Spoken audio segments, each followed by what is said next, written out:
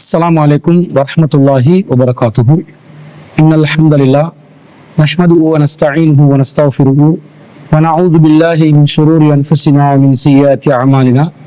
من يهده الله فلا مضل له ومن يضلل فلا هادي له. وأشهد أن لا إله إلا الله وحده لا شريك له وأشهد أن محمدا عبده ورسوله أما بعد. அகிலத்தை படைத்து பரிபாலிக்கக்கூடிய எல்லாம் வல்ல அல்லாஹ்வுக்கே புகழ் அனைத்தும். அன்பிற்குரிய சகோதர சகோதரிகளே, சிடியின் உங்கள் கேள்வி நேரம் நிகழ்ச்சியூடாக இந்த வாரத்திலும் உங்களை சந்திப்பதிலே நாங்கள் மகிழ்ச்சி அடைகிறோம். அல்ஹம்துலில்லாஹ்.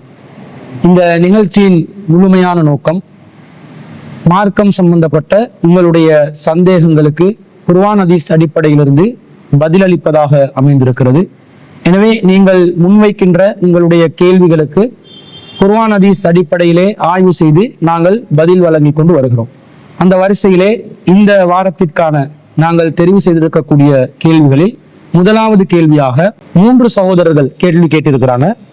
ஒவ்வொரு விதமான கேள்விகள் தான், ஒரே கருத்தில் அமைந்த கேள்விகள்.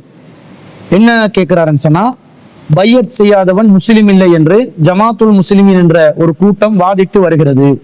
இது பற்றி எனக்கு விளக்கம் தரவும். அவர்கள் பையத்திற்காக வைக்கின்ற ஆதாரமாக யார் ஒருவர் பையத் செய்யாமல் மரணிக்கிறாரோ அவர் ஜாஹிலியா மரணம் அடைகிறார்.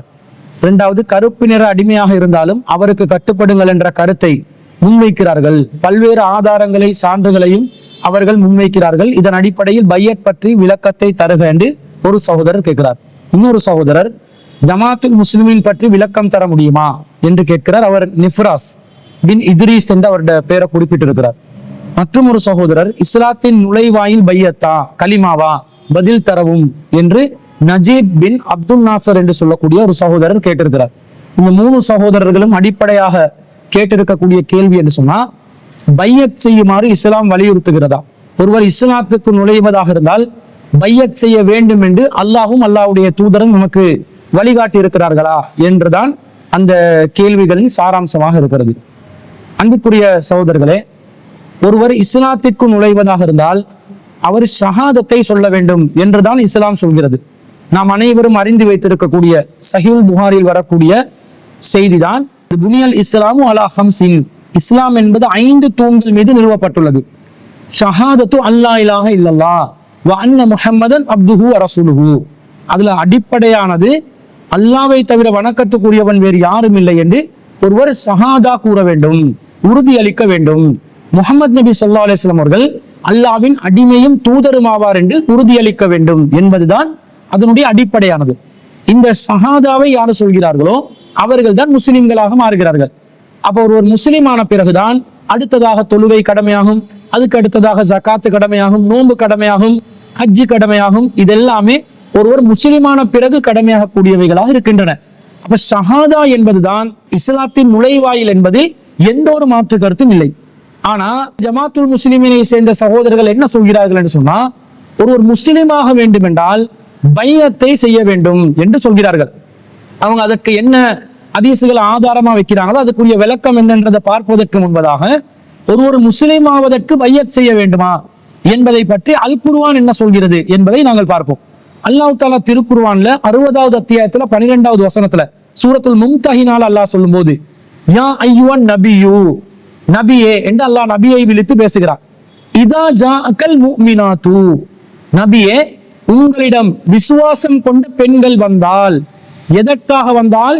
யுபாயிஅனக, பையத் செய்வதற்காக வந்தால். அலா அல்லாஹ் யுஸ்ரிக்ன பில்லாஹி ஷைஅன், எதிலெல்லாம் பையத் செய்வார்கள்? அல்லாஹ்வுக்கு எந்த சந்தர்ப்பத்திலும் இணை கற்பிக்க மாட்டோம். வலா யஸ்ரிக்ன, திருட மாட்டோம். வலா யஸ்னீன, விபச்சாரம் செய்ய மாட்டோம். வலா யக்துல்ன அவுலாதஹுன்ன, அவர்கள் தங்களுடைய குழந்தைகளை கொல்ல மாட்டோம். வலா யதீன பிபுஹ்தானின் யஃப்தரீனஹு பைன ஐதீஹின்ன வ அர்ஜுலிஹின்ன, அவர்கள் நாங்களாக இட்டுக்கட்டி எந்த அவதூறையும் நாங்கள் சொல்ல மாட்டோம். வலா யஹ்சீனக ஃபீ மஅரூஃபின், நல்ல விஷயங்களில் உமக்கு மாறு செய்ய மாட்டோம். ஃபபாயிஉன்ன, அப்படிப்பட்ட விஷயங்கள் அவங்க பையத் எடுக்க வந்தா ஃபபாயிஉன்ன, அவர்களிடம் நீங்கள் பையத்தை பெற்றுக் கொள்ளுங்கள். வஸ்தக்ஃபிர் லஹுன்னல்லாஹ், அவர்களுக்காக அல்லாஹ்விடத்தில் பாவ மன்னிப்பு கேளுங்கள். இன்னல்லாஹ கஃபூருர் ரஹீம், அல்லாஹ் மன்னிப்பவன் நிகரற்ற அன்புடையவன் என்று அல்லாஹ் சொல்கிறான். அப்ப இந்த வசனத்தை நன்றாக அவதானியங்கள். அல்லாஹ் தஆலா பல விஷயங்களை சொல்றான். முதலாவது விஷயம், நபியை விழிச்சு அல்லாஹ் கூப்பிட்டு, யா அய்யுவன் நபியோ, நபியே, இதா ஜாஅக்கல் முஃமினாத், உங்களிடம் விசுவாசம் கொண்ட பெண்கள் வந்தால், மூமினான பெண்கள் வந்தால், எதற்கு வந்தால், யுபாயனக, பையத் செய்வதற்காக வந்தால், இன்ன விஷயங்கள்ல பையத் செய்வதற்காக மூமினான பெண்கள் வந்தால், அந்த விஷயங்கள் எல்லாத்தையும் அல்லாஹ் பட்டியல் போட்டுட்டு ஃபபாயிஉஹுன்ன, அவர்களிடம் நீங்கள் பையத்தை பெற்றுக் கொள்ளுங்கள் என்று அல்லாஹ் சொல்கிறான். அப்ப இந்த பையத்தை பெற்றுக்கொள்வதற்காக வருபவர்கள் இதுவரைக்கும் அவர்கள் பையத் செய்யவில்லை. ஆனா அவர்கள் யார் என்று அல்லாஹ் சொல்கிறான்? இதா ஜாஅக்கல் முஃமினாத், அவங்க மூமினான பெண்கள் என்று அல்லாஹ் சொல்கிறான். அப்ப மூமினான பெண்களாக இருந்து அடுத்த நிலையில் தான் பையத் செய்வதற்காக வருவார்கள். பையத் செய்துவிட்டு மூமினான பெண்களாக மாறவில்லை. இந்த பெண்கள் வந்து விட்டார்கள். எதற்காக வருகிறார்கள்? பையத் செய்வதற்காக. இதுவரைக்கும் பையத் செய்தார்களா? பையத் செய்யவில்லை. அப்ப அவங்க பையத் செய்வதற்கு முன்பதாகவே அவர்களை அல்லாஹ் மூமினான பெண்கள் என்று சொல்லிட்டான். இப்போ பையத் இஸ்லாத்தின் நுழைவாயிலா? பையத் இஸ்லாத்தின் நுழைவாயிலாக இருந்தால் அல்லாஹ் இப்படி சொல்லுவானா? மூமினான பெண்கள் பையத் செய்வதற்கு முன்பதாகவே அந்த பெண்கள் இஸ்லாத்துக்கு வந்து விட்டார்கள், மூமினாகி விட்டார்கள் என்று அல்லாஹ் சொல்லுவானா? சொல்ல மாட்டான். குர்ஆன் தான் அடிப்படை விளக்கம். அடிப்படையாக அல் குர்ஆன் சொல்கிறது, ஒருவர் பையத் செய்வதற்கு முன்பதாகவே மூமினாக முடியும், முஸ்லிமாக முடியும் என்று அல் குர்ஆன் தெல்ல தெளிவாக பிரகடனப்படுத்தி இருக்கும் போது, பையத் செய்து விட்டால் தான் முஸ்லிமாக முடியும் என்று எப்படி வியாக்கியானம் சொல்வார்கள்? அல் குர்ஆனுக்கு மாற்றமாக எப்படி இப்படி ஹதீசுகளை புரிந்து கொள்வார்கள்? புரிந்து கொள்ள முடியாது. அப்ப இஸ்லாத்தினுடைய அடிப்படை, இஸ்லாத்திற்கு வருவதற்கு பையத் என்பது அவசியம் கிடையாது. ஒருவர் அல்லாஹ்வை நம்பினால், அல்லாஹ்வுடைய ரசூலை நம்பினால், மறுமையை நம்பினால், ஈமான் கொள்ள வேண்டிய விஷயங்களை நம்பினால் அவர்கள் மூமினாகி விடுவார்கள். அந்த ஈமானை வெளிப்படுத்துவதற்கான அடிப்படை ஷஹாதாவை தவிர பையத் என்பது அல்ல என்பது இந்த வசனத்தினூடாக நாங்கள் விளங்கிக் கொள்கிறோம். இவங்க ரெண்டு ஹதீஸ் ஆதாரமா காட்டுறாங்க. என்ன ஆதாரமா காட்டுறாங்க? முதலாவது ஹதீஸ், இது இந்த பையத்து எடுக்கக்கூடிய இலங்கையில ஜமாத்துல் முஸ்லிமின் அமைப்பு, இந்த பையத்து கூட்டம், இது அல்லாத சில தரீக்காக்கள் பையத்துகளை எடுக்கிறார்கள். அதுவல்லாத சில இஸ்லாமிய இயக்கங்களும் தவறான காரியங்களுக்காக வேண்டியெல்லாம் பையத் எடுக்கிறாங்க. ஒருத்தரை முரீதாக்கி கொண்டு அந்த முராதிடம், அந்த முரீது போய் பையத் செய்யணும் என்ற மாதிரி எல்லாம் நிறைய செட்டப் வச்சிருக்கிறாங்க. இந்த ஏமாற்று பேர்வழிகள் அனைவரும் எதை ஆதாரமா காட்டுவாங்கன்னு சொன்னா இந்த ஹதீஸை தான் ஆதாரமா காட்டுவாங்க. அதுல என்ன வருது? நபி ஸல்லல்லாஹு அலைஹி வஸல்லம் சொல்றாங்க, மன் மாத்த, ஒருவர் மரணித்து விட்டால், வலைஸ ஃபீ உருகிஹி பைஅத்துன், அவருடைய களத்தில் பையத் என்பது இல்லாமல் மரணித்து விட்டால், மாத்த மீத்தத்தன் ஜாஹிலியா, அவர் ஜாஹிலியத்துடைய மரணத்தை தழுவி விட்டார் என்று நபி ஸல்லல்லாஹு அலைஹி வஸல்லம் அவர்கள் சொன்னதாக அப்துல்லா இப்னு உமர் ரலியல்லாஹு அன்ஹு அவங்க அறிவிக்கக்கூடிய ஹதீஸ் சஹீஹ் முஸ்லிம்ல 3771வது செய்தியாக பதிவு செய்யப்பட்டிருக்கிறது. இந்த ஹதீஸை எடுத்து காட்டி பார்த்தீர்களா? உங்களுடைய களத்தில் பையத்தின் விலங்கு தொங்க வேண்டும். பையத்தின் விலங்கு தொங்காத நிலையில் நீங்கள் மரணித்து விட்டால் நீங்க ஜாஹிலியத்தில் மரணித்து விடுவீர்கள். ஜாஹிலியா மரணம் என்றால் என்ன தெரியுமா? இஸ்லாம் அல்லாத மரணம். இஸ்லாம் அல்லாத மரணம். அப்ப பையத்தின் மூலமாகத்தான் உங்களுக்கு இஸ்லாம் உறுதிப்படுத்தப்படுகிறது என்று திசை திருப்பி, பையத் இல்லாமல் மரணிப்பது, பையத் இல்லாமல் வாழ்வது இஸ்லாம் இல்லாமல் வாழ்வதற்கு சமம் என்ற மாதிரி இந்த ஹதீஸை திரிவுபடுத்தி பேசுவாங்க. இப்படி பேசக்கூடியவங்க இந்த ஹதீஸ்ல வார அனைத்து விஷயங்களையும் கவனிக்கணுமா இல்லையா? இந்த ஹதீஸ் அப்துல்லா இப்னு உமர் ரலியல்லாஹு அன்ஹு அவங்க அறிவிக்கிறாங்க. எப்ப அறிவிக்கிறாங்க? எந்த சந்தர்ப்பத்தில் அறிவிக்கிறாங்க? இந்த பையத் சம்பந்தப்பட்ட ஹதீஸ்ல அப்துல்லா இப்னு உமர் ரலியல்லாஹு அன்ஹு அவர்கள் எப்படி நடந்து கொண்டார்கள் என்றதையெல்லாம் கவனிச்சு இந்த ஹதீஸை புரியணுமா இல்லையா? புரியணும். இந்த ஹதீஸ்ல என்ன வருது? அப்துல்லா இப்னு உமர் ரலியல்லாஹு அன்ஹு அவங்க மாகான ஜமன யஸீத் இப்னு முஆவியா, யஸீத் இப்னு முஆவியா ரலியல்லாஹு அன்ஹு அவர்களுடைய ஆட்சி காலத்துல ஒரு போர் ஏற்படுகிறது. அந்த போர் என்னன்னு சொன்னா கானமின் அம்ரில் ஹர்ரா, ஹர்ரா என்று சொல்லக்கூடிய போர் நடைபெறுகிறது. அதுல நிறைய குழப்பங்கள் சமூகத்தில் ஏற்படுகிறது. அந்த நேரத்துல பல பேர் பல குழுக்களாக பிரிந்து விடுகிறார்கள். அதிலே அப்துல்லா இப்னு முத்தி என்று சொல்லக்கூடிய ஒருவர் தனக்கு பின்னால் ஒரு கூட்டத்தை உருவாக்கி கொண்டு அந்த கூட்டத்தின் தலைவன் நான் தான் என்று சொல்லிக் கொண்டிருக்கிறார். அப்போதுதான் அப்துல்லா இப்னு உமர் ரலியல்லாஹு அவர்கள் அவரை சந்திப்பதற்காக செல்கிறார்கள். செல்லும் போது அப்துல்லா இப்னு முத்திஐ என்று சொல்லக்கூடிய நபி தோழர் என்ன சொல்கிறார்?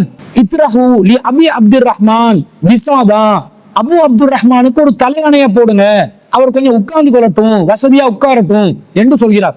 அப்ப அப்துல்லா இப்னு உமர் ரலியல்லாஹு சொல்றாங்க, ஃபகால இன்னி லம் ஆதிக லி அஜ்லிஸ, நான் உட்காருவதற்காக இந்த இடத்திற்கு வரவில்லை. அத்தைதுக லி உஹத்திஸக ஹதீஸன் சமயத்து ரசூலுல்லாஹி ஸல்லல்லாஹு அலைஹி வஸல்லம், ரசூல் ஸல்லல்லாஹு அலைஹி வஸல்லம் அவர்களிடமிருந்து நான் செவியுற்ற ஒரு நபிமொழியை உங்களுக்கு அறிவிப்பதற்காகத்தான் வருகிறேன்.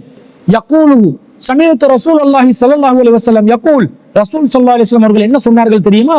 மன் ஹலக யதன் மின் தாஅத்தின், யார் ஒருவர் ஆட்சிக்கு கட்டுப்படாத நிலையில் தனது கையை விலக்கிக் கொள்வாரோ, தான் தனியாக ஒதுங்கி செல்வாரோ, லக்கியல்லாஹ யௌமல் கியாமத்தி லா ஹுஜ்ஜத லஹு, அவர் மறுமை நாளில் அல்லாஹ்வை சந்திக்கும் போது எந்த ஒரு சான்றும் இல்லாத நிலையில் அவர் அல்லாஹ்வை சந்திப்பார்.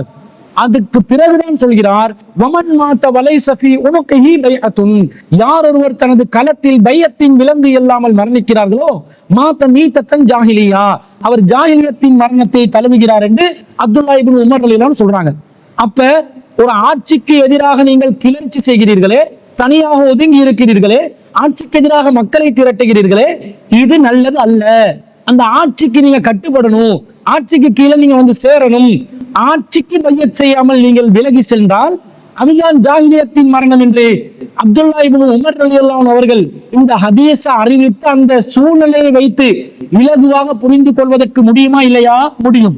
இதை விட்டுட்டு கண்டறிந்தவர்களுக்கெல்லாம், முகவரி தெரியாதவர்களுக்கெல்லாம், ஆன்மீக தலைவர்கள் என்று தங்களை அறிமுகப்படுத்திக் கொள்ளக்கூடியவர்களுக்கெல்லாம் பையத் செய்ய வேண்டும் என்று ஆட்சி சம்பந்தப்பட்ட ஒரு பையத்தை கொண்டு போய் அப்படியே திரிவுபடுத்தி மக்களை ஏமாற்றக்கூடியவர்களாக இந்த பையத்தை வாங்கக்கூடிய மையத் இயக்கங்கள் செய்து கொண்டிருப்பதை நாங்கள் பார்க்கிறோம். அப்துல்லா இப்னு உமர் ரலியல்லாஹு அவர்கள் எப்படி பையத் விஷயத்துல நடந்து கொண்டார் என்ற அவருடைய வரலாறு கூட நமக்கு ஃபத்ஹுல் பாரியிலே தெளிவாக பார்க்க முடிகிறது. இது ஹதீஸ் ஆதாரமாக முன்வைக்காவிட்டாலும் இந்த பையத் சம்பந்தமான செய்தியை புரிந்து கொள்வதற்கு இலகுவானதாக இது அமைகிறது என்பதால் இந்த மேலதிக ஆதாரங்களை சொல்கிறோம்.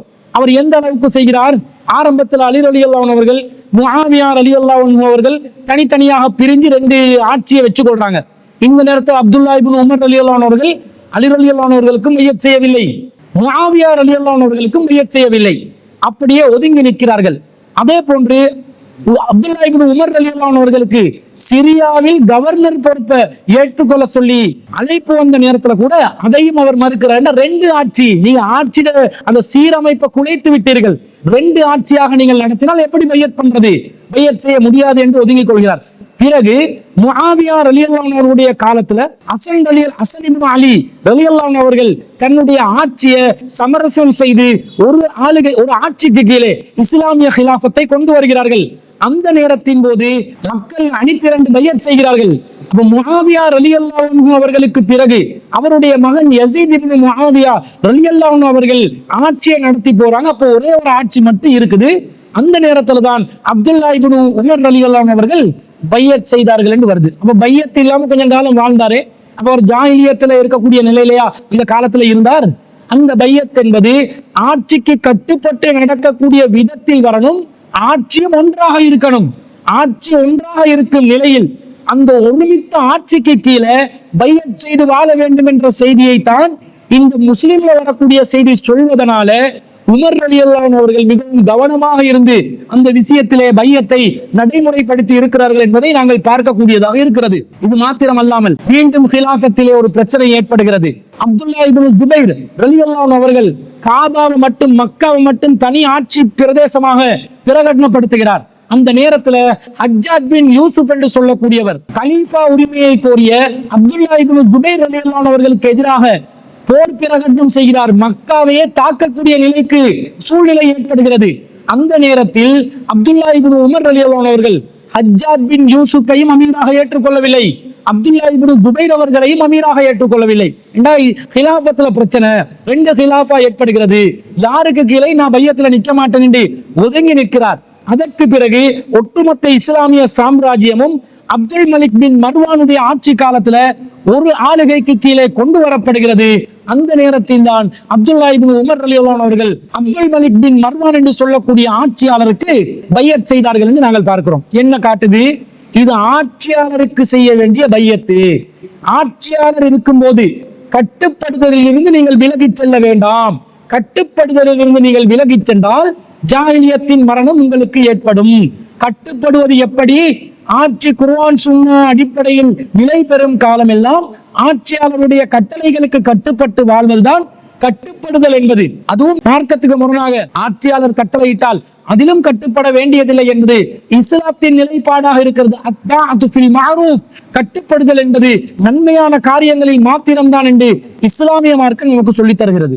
பையத் செய்யாமல் விலகி இருப்பதை நபி ஸல்லல்லாஹு அலைஹி வஸல்லம் அவர்கள் எச்சரித்திருக்கிறார்கள். அதை யாரை எச்சரித்திருக்கிறார்கள்? யாரை விட்டு விலகுவர்களை எச்சரிக்கப்படுகிறது என்று சொன்னால், அது பற்றிய ஒரு செய்தி புகாரியில 7053வது செய்தியாக பதிவு செய்யப்படுகிறது. அப்துல்லா இப்னு அப்பாஸ் ரலியல்லாஹு அன்ஹு அவர்கள் அறிவிக்கிறார்கள். அதுல எப்படி வருதுன்னு சொன்னா, மன் கரியா மின் அமீரிஹி ஷைஅன், யாராவது உங்களில் ஒருத்தர் உங்களுடைய அமீரில் ஏதாவது ஒரு விஷயத்தை வெறுப்பாக கண்டால் ஃபல் யஸ்பிர், அதை அவர் பொறுத்து கொள்ளட்டும்.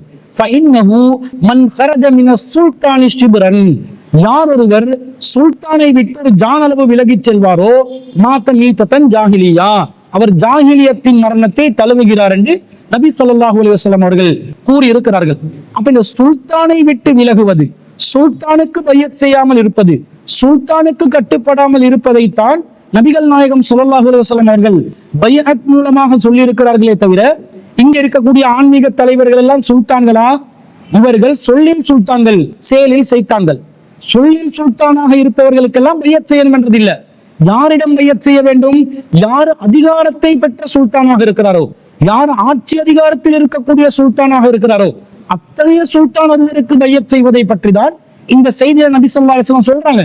அதனால தான் அப்துல்லா இப்னு உமர் ரலியல்லாஹு அன்ஹு அவர்கள் ஆட்சியாளர்களுக்கு பையத் செய்வதற்காகவே இந்த செய்தியை பயன்படுத்தினார்கள். இது ஆட்சி அதிகாரத்துக்கான ஒரு பையத் என்பது தெளிவாக விளங்குகிறது.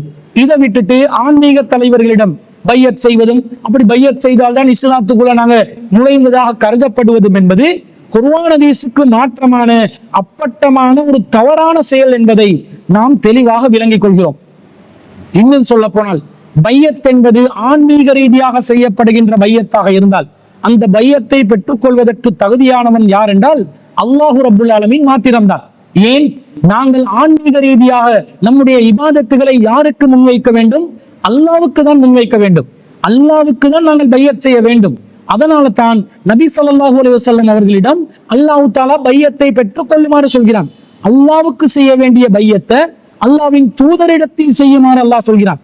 அதனால் தான் நபி ஸல்லல்லாஹு அலைஹி வஸல்லம் அவர்களிடம் நாங்கள் பையத் செய்வதற்கு கடமைப்பட்டிருக்கிறோம். ஆரம்பத்தில் சஹாபாக்கள் நபி ஸல்லல்லாஹு அலைஹி வஸல்லம் அவர்களிடம் பையத் செய்தார்கள். இதை தாண்டி அல்லாவுக்கு செய்ய வேண்டிய பையத்தை அல்லாவின் தூதரை தாண்டி வேறு எவருக்கும் செய்யுமாறும் அல்லாஹ்வோ அல்லாஹ்வுடைய தூதரோ நமக்கு கட்டளையிடவில்லை. அல்லாவின் தூதரிடம் செய்யப்படுகின்ற அந்த பையத்தை கூட நபி ஸல்லல்லாஹு அலைஹி வஸல்லம் அவர்களுக்கு எந்த அடிப்படையில் நாம் செய்ய வேண்டும் என்பதை அல் குர்ஆன் தெள்ளத் தெளிவாக சொல்கிறது. 48வது அத்தியாயத்துல 10வது வசனத்தில் அல்லாஹ் சொல்கிறான், இன்னல்லதீன யுபாயிஊனக, நபியே உங்களிடம் யார் பையத் செய்ய வருகிறார்களோ, பையத் செய்தார்களோ, இன்னமா யுபாயிஊனல்லாஹ், அவர்கள் அல்லாஹ்விடத்தில் பையத் செய்கிறார்கள். யதுல்லாஹி ஃபௌக ஐதீஹிம், அவர்களுடைய கைகளுக்கு மேலே அல்லாஹ்வின் கை இருக்கிறது. ஃபமன் நகஸ ஃபஇன்னமா யன்குஸு அலா நஃப்ஸிஹி, யார் இந்த பையத்தை முறித்துக் கொள்கிறார்களோ அவர்கள் தங்களுக்கு எதிராகவே முறித்துக் கொள்கிறார்கள். வமன் அவ்ஃபா பிமா ஆஹத அலைஹுல்லாஹ், யார் அல்லாஹ்விடம் செய்ய பையத்தை முழுமைப்படுத்துவார்களோ ஃபஸயூதீஹி அஜ்ரன் அலீமா, அவர்களுக்கு மகத்தான கூலியை அல்லாஹ் வழங்குவான் என்று இந்த வசனத்தில் அல்லாஹ் தஆலா தெளிவாக சொல்கிறார். அப்ப நபிகள் நாயகத்திடம் செய்யக்கூடிய பையத்து அல்லாஹ்விடம் செய்யும் பையத்துக்கு சமம் என்று அல்லாஹ் சொல்லிவிட்டார். நபிகள் நாயகத்திடம் நாங்கள் பையத் செய்கிறோம் என்பதன் அர்த்தம் அல்லாஹ்க்கு செய்ய வேண்டிய பையத்தை அல்லாஹ்வின் தூதர் என்பதனால நபிகள் நாயகத்துக்கு நாங்கள் செய்கிறோம் என்று அர்த்தம். காரணம், அல்லாஹ்வின் தூதரிடம் நாங்கள் பையத் செய்தாலும் யதுல்லாஹி ஃபௌக ஐதீஹிம், அவர்களுடைய கைக்கு மேல நபியின் கையல்ல இருக்கிறது, அல்லாஹ்வின் கை இருக்கிறது. அது அல்லாஹ்விடம் பெற்றுக்கொள்ளப்படுகின்ற உடன்படிக்கை ஒப்பந்தம் என்று அல்லாஹ் தஆலா சொல்கிறான். இந்த தகுதி, இந்த சிறப்பு அல்லாஹ்வின் தூதர் அல்லாத இந்த சமூகத்தில், இந்த உம்மத்தில் யாருக்காவது இருக்குதா? இருக்க முடியாது. அதனாலதான் அபூபக்கர் ரலியல்லாஹு அவர்கள் ஆன்மீகம் சார்ந்த பையத்தை யாரிடமும் பெற்றுக் கொள்ளவில்லை. உமர் ரலியல்லாஹு அவர்கள் அதை யாரிடமும் பெற்றுக் கொள்ளவில்லை. உஸ்மான் ரலியல்லாஹு அவர்கள் யாரிடமும் பெற்றுக் கொள்ளவில்லை. அலி பின் அபி தாலிப் ரலியல்லாஹு அவர்கள் யாரிடமும் பெற்றுக் கொள்ளவில்லை. முஆவியா ரலியல்லாஹு அவர்கள், யஸீத் ரலியல்லாஹு அவர்கள், எந்த ஒரு நபித்தோழரும் ஆட்சி அதிகாரத்தில் இருந்த யாராக இருந்தாலும் ஆன்மீகம் சார்ந்த விஷயங்களில் நேரத்துக்கு தொழுவோம், அல்லாஹ்க்கு இணை கற்பிக்க மாட்டோம், தவறு செய்ய மாட்டோம், இஸ்லாமிய சட்டதிட்டங்களுக்கு முடிந்த அளவு கட்டுப்படுவோம் என்பதெல்லாம் அல்லாஹ்வின் தூதரிடம் மாத்திரம் நபித்தோழர்கள் செய்தார்களே தவிர ஆட்சி அதிகாரத்தில் இருந்த எவரிடமும் செய்யவில்லை என்பது தெளிவாக நாங்கள் வரலாற்று நெடுகிலும் பார்க்கிறோம். குர்ஆன் சுன்னாவும் அதை தான் சொல்கிறது, வரலாற்றிலும் அதுதான் நிகழ்ந்திருக்கிறது என்பதை நாங்கள் தெளிவாக பார்க்கின்ற நேரத்துல இந்த பையத்தை எப்படி நாங்கள் ஆன்மீகவாதிகளிடம் முன்வைப்பது? அப்ப இந்த ஆதாரங்களிலிருந்து நமக்கு என்ன ஒட்டுமொத்தமாக புரிகிறது என்று சொன்னால், பையத் என்பதுல 2 வகை இருக்குது. அதுல ஆன்மீகம் சார்ந்த பையத்து அல்லாஹ்வின் தூதரிடம் மாத்திரம்தான் நாங்கள் செய்ய வேண்டும். அதை நாங்கள் அல்லாஹ்விடம் செய்ய வேண்டிய பையத்து அல்லாஹ்வின் தூதரிடம் செய்தால் அல்லாஹ்விடம் செய்ததற்கு சமம் என்று அல்லாஹ் ஒப்புதல் வாக்கு மூலம் அளித்ததனால அல்லாஹ்வின் தூதரிடம் நாங்கள் செய்ய வேண்டும். அதை நபித்தோழர்கள் அல்லாஹ்வின் தூதருடைய காலத்தில் உயிரோடு இருந்த சந்தர்ப்பத்தில் செய்தார்கள். அவர்கள் இல்லாத காலத்தில் இந்த ஆன்மீகம் சார்ந்த பையத்து அல்லாஹ்விடம் நாங்கள் செய்ய வேண்டுமே தவிர வேறு ஆன்மீகவாதிகளிடம் செய்ய முடியாது.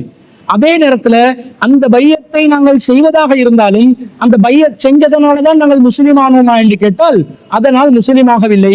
ஏற்கனவே ஈமான் கொண்டு விட்டாலே முஸ்லிமாகி விடுவோம்.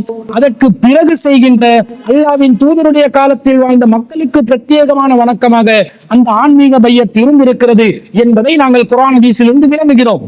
அதற்கு புறம்பாக அரசியல் சார்ந்த, ஆட்சி சார்ந்த ஒரு பையத் இருக்கிறது. அதை ஆட்சி அதிகாரத்தில் இருக்கக்கூடிய சுல்தானிடம் நாங்கள் செய்ய வேண்டும், அமீரிடம் செய்ய வேண்டும், இமாமாக இருப்பவரிடம் நாம் செய்ய வேண்டும், அவர் அல்லாத வேறொருவரிடம் நாங்கள் செய்ய வேண்டியதில்லை என்பது இந்த ஹதீசுகளை நாங்கள் ஆய்வு செய்கின்ற நேரத்தில் தெளிவாக புரிந்து கொள்கிறோம். எனவே பையத் என்பது இஸ்லாத்தின் நுழைவாயில் அல்ல. இஸ்லாத்தின் நுழைவாயில் ஷஹாதா, கலிமா, ஓரிரை கொள்கை, நபிகள் நாயகத்தின் நுபுவத்தை ஏற்றுக்கொள்வதுதான் என்பது இதன் மூலம் நாங்கள் தெளிவாக அறிந்து கொள்கிறோம். எனவே ஜமாத்துல் முஸ்லிமீன் என்ற அமைப்பு, அவர்களை சார்ந்தவர்கள், அவர்கள் அல்லாத ஏனைய அமைப்புகள் இந்த பையத் என்ற பேர்ல போலியாக மக்களை ஏமாற்றி பிளப்பு நடத்துகிறார்களே தவிர இஸ்லாத்திற்கும் அதற்கும் எந்த சம்பந்தமும் இல்லை என்பதுதான் இஸ்லாத்தின் நிலைப்பாடாக இருக்கிறது என்பது குர்ஆன் சுன்னா ஆதாரத்திலிருந்து நாங்கள் விளங்கிக் கொள்கிறோம். அதை அந்த கேள்வி கேட்ட சகோதரர்களுக்கு நாங்கள் பதிலாக பதிவு செய்து கொள்கிறோம். அடுத்ததாக ஒரு சகோதரி கொழும்பிலிருந்து ஒரு கேள்வி கேட்கிறாங்க. என்ன கேட்கிறாங்கன்னா, முஸ்லிம்கள் பங்கு சந்தையில் முதலீடு செய்யலாமா? பங்கு சந்தை சம்பந்தமாக இஸ்லாத்தின் நிலைப்பாடு என்ன?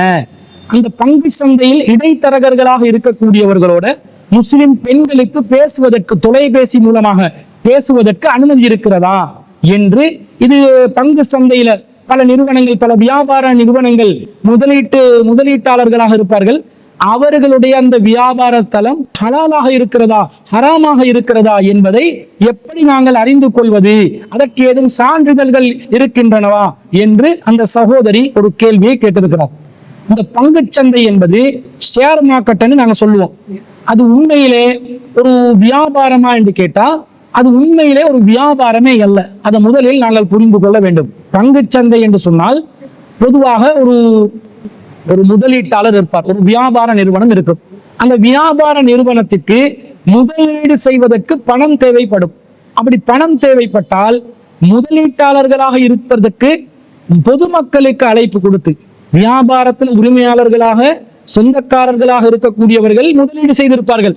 அவர்களுடைய முதலீட்டின் அளவு போதாததனால, குறைவாக இருப்பதனால இன்னும் பலரை முதலீட்டாளர்களாக பங்கு சந்தையில் சேர்த்து பங்குகளாக அந்த முதலீட்டை பிரித்து அதிலே பங்குதாரர்களாக சேர்த்து கொள்வதற்கு அழைப்பு விடுத்து பல பங்குகளாக அந்த முதலீட்டை பிரித்து வகைப்படுத்தி அதனூடாக முதலீட்டை முழுமைப்படுத்திக் கொள்வதுதான் பங்கு சந்தை என்று சொல்லப்படுகிறது.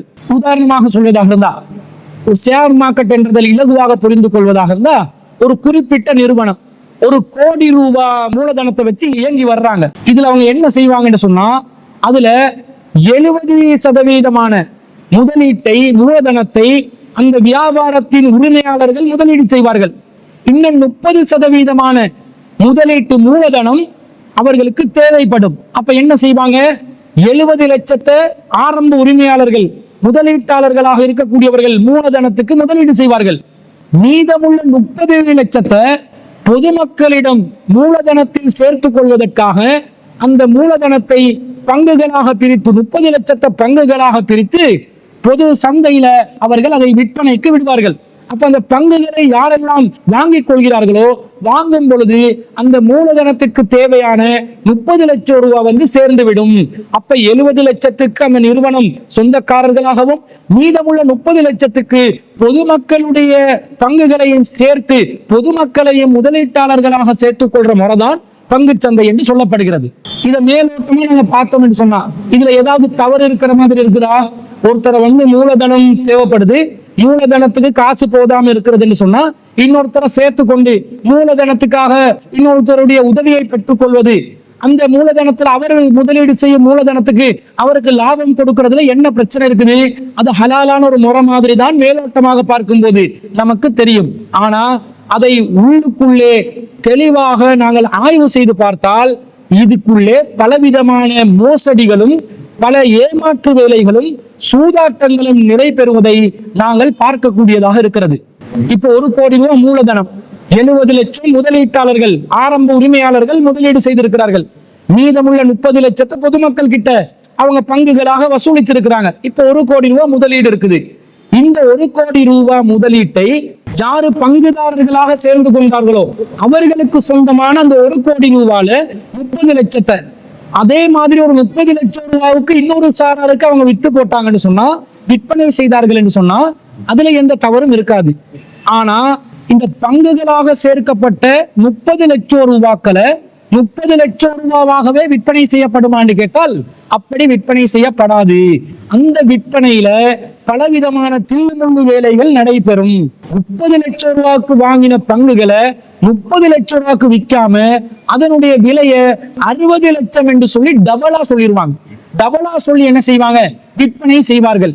அப்ப உண்மையில் 60 லட்சம் ரூபாய்க்கு நீங்க விற்பனை செஞ்சீங்கன்னு சொன்னா அந்த வியாபார நிறுவனத்துல ஏற்கனவே 70 லட்சம் ரூபாய் மூலதனம் இருந்துச்சு, 30 லட்சம் தான் பங்கு சந்தையில இருந்து சேர்த்து கொண்டாங்க.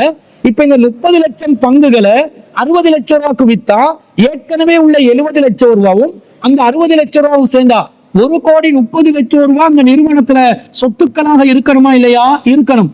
ஆனா பிசிக்கலாக அந்த வியாபார நிறுவனத்துல எவ்வளவு சொத்து இருக்குதுன்னு பார்த்தா 1 கோடி ரூபாய் தான் இருக்கும். அப்ப 30 லட்சம் எக்ஸ்ட்ரா வந்தது அது ஒரு மாயையை ஏற்படுத்தி ஒரு பிம்பத்தை ஏற்படுத்தி இல்லாத ஒரு ஆர்டிபிஷியல் வெளிவை ஏற்படுத்தி கற்பனை பெருமதி ஒன்றை ஏற்படுத்தி அங்கு அந்த பங்குகள் விற்பனை செய்யப்பட்டுள்ளது.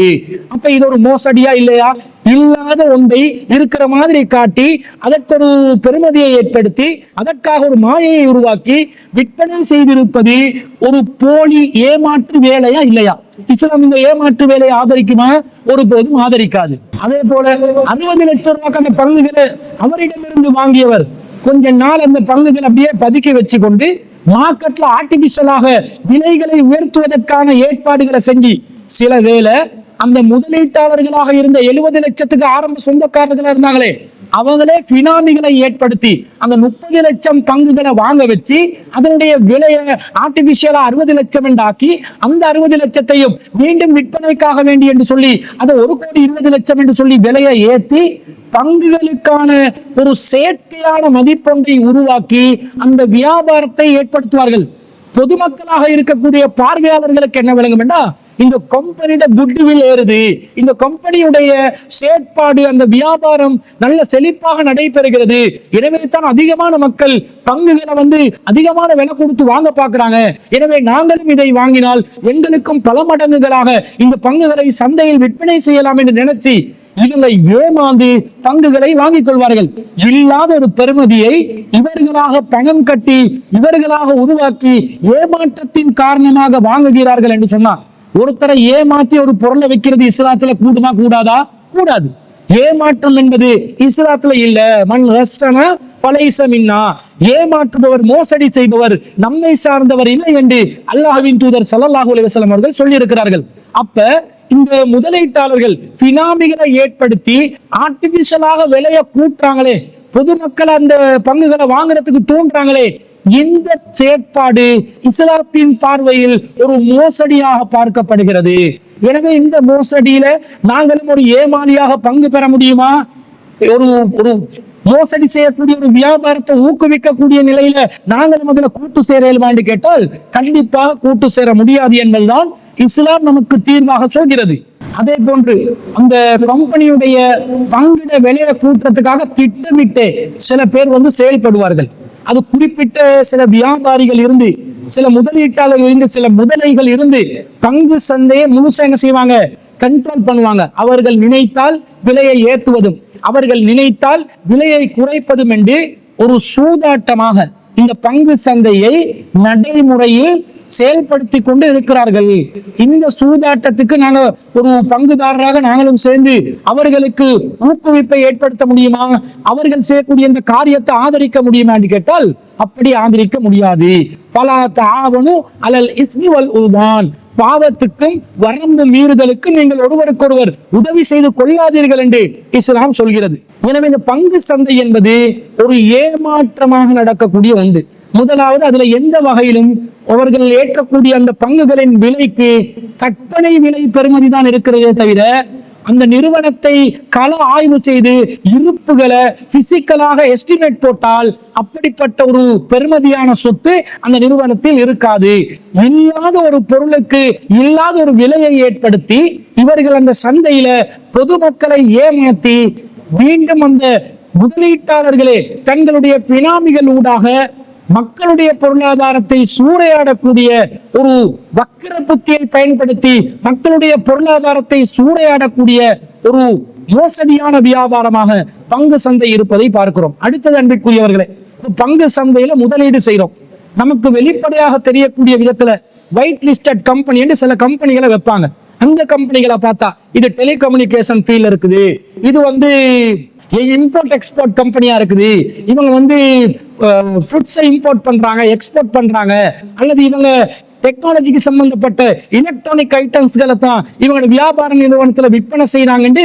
மேலோட்டமா பார்க்கும்போது அந்த ஒயிட் லிஸ்ட் கம்பெனி லிஸ்ட்ல இருக்கக்கூடிய பொருளை வச்சு நாங்கள் முடிவெடுப்போம். ஆனா உண்மையில் நாங்கள் முதலீடு செய்யக்கூடிய காசு வியாபாரத்தில் எந்த பகுதிக்கு எந்த துறையில் அந்த காசு பயன்படுத்தப்படுகிறது என்பதை பங்குதாரர்களாக இருக்கக்கூடியவர்களுக்கு அறிவதற்கு துளி அளவும் வாய்ப்பு இல்லை.